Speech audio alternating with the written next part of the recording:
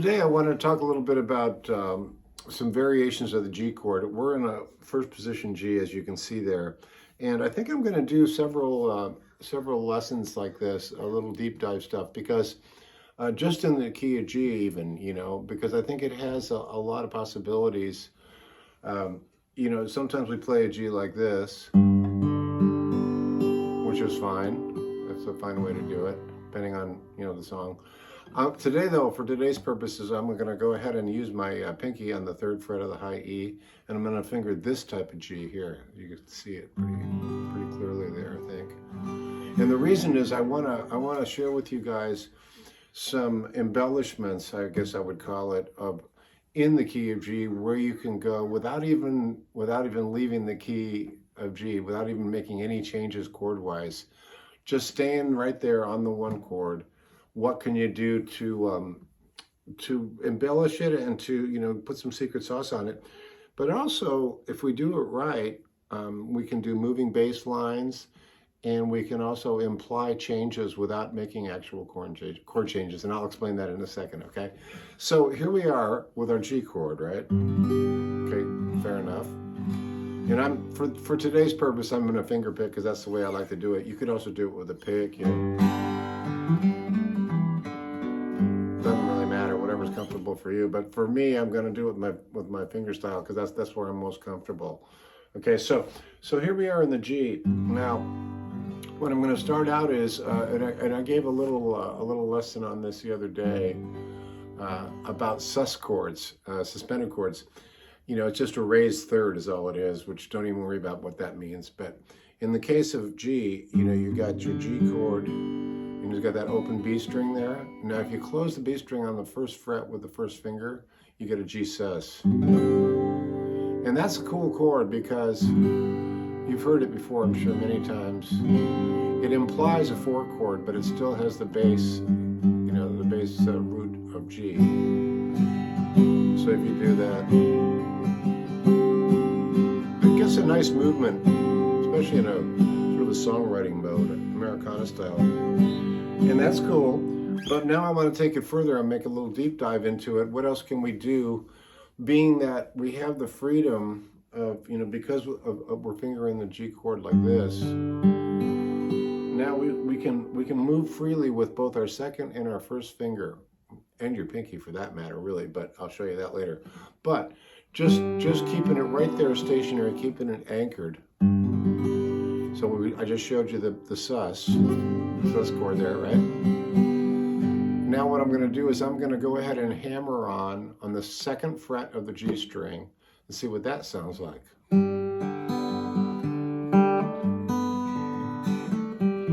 Now I'm going to come off the G and do the 2nd fret of this exact same move on the D.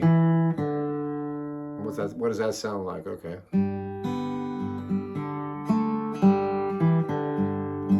That's pretty cool. It's kind of lyrical, isn't it? It's got like an interior melody. Now, if you wanted to start on the D string and do the opposite, instead of do an open D to the 2, open G to the 2, and maybe why not go to that sus?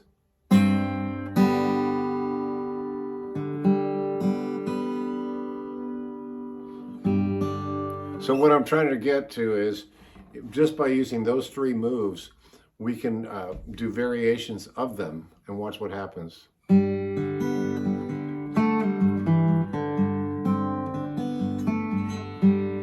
you see what I did? I just went sorry. So that was a pull off from the 2nd fret on the G string, and then 2nd fret on the D and an open D, within the context of the chord still. Then,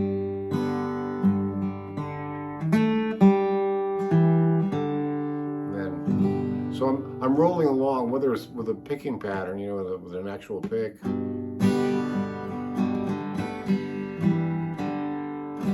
You can almost hear a song within that, can't you? And then what I also like to do is get to that sus again.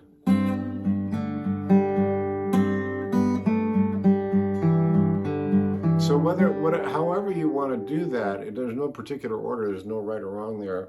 But in this case, I'm doing it actually in order. I'm coming off of that B string, the C note, and then I'm coming down on the second fret of the G, open, second fret of the D, open. Now, all the while, I'm strumming lightly on the G, so.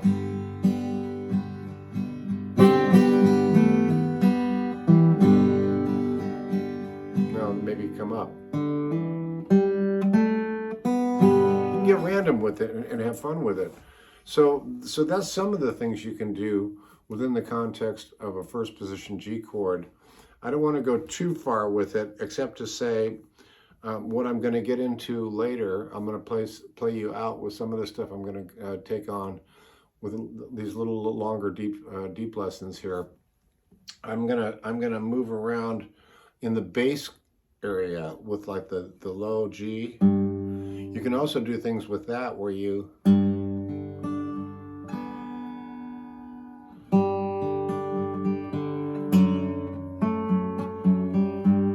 do and I'm not really doing much else other than, in this case, I'm fingering the third fret on the B string, which is a D note. And I'm just using that as a kind of a drone note. But now I'm walking down this. That's pretty cool. And what happens there is, what I find compelling is that you've got these strings, these beautiful open strings ringing out in a G chord, and then you're moving the bass down and up. And what it does is this kind of pulling apart, where you've got a chord that's steady and you got a moving bass part. And you've heard this a lot. Songs like, trying to think, Friend of the Devil, I've been up from Reno, I was trailed by 20 hounds. Depending on who's doing it, if it's John Mayer or the original Jerry Garcia version. But I give some lessons on that particular song actually at jimmydillon.com. So again, I want to stay with what we just started with though, and just say, if you can only get comfortable with that version of a G chord, okay? And then work those notes I just showed you.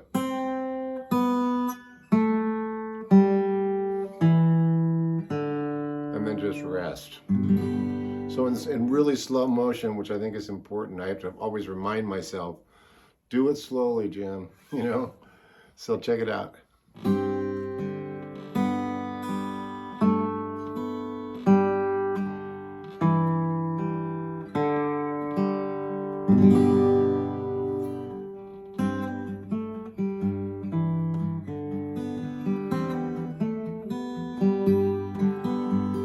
So that's a fun little sort of exercise or I guess it is an exploration in a way of what can be done with a first position G chord and make it an interesting sound.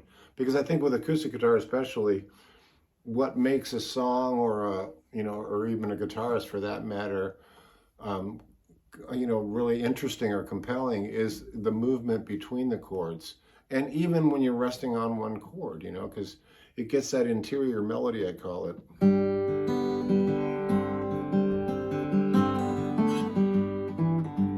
Now, granted, you got to get comfortable with that thumb, and it doesn't have to be perfect. You can just be. When I play, Travis picking or thumb, whatever it is, thumb picking, a lot of times I don't even worry about if it's this pattern or that pattern. I just kind of do it.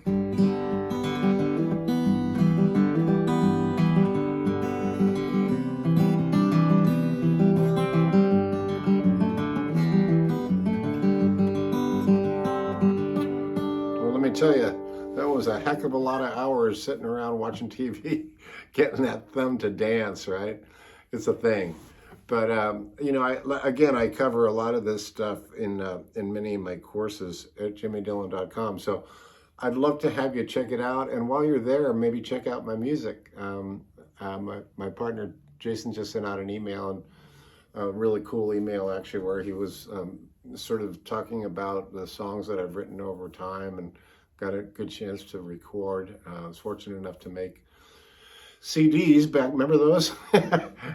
back in the day with the Robert Cray Band and a lot of really great, my old boss Clarence Clemens from Springsteen's band, and just had a ball recording all that stuff. So if you're interested, check it out and maybe put it on your rotation. Okay, so that's the first of my deep dives into the key of G, first position. I'm also going to explore other positions of G, like, you know, going up.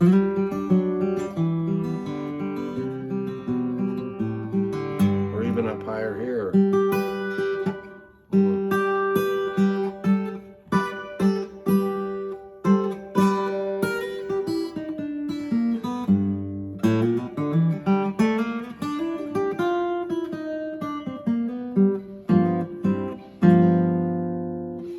The magic G chord. We'll see you down the road.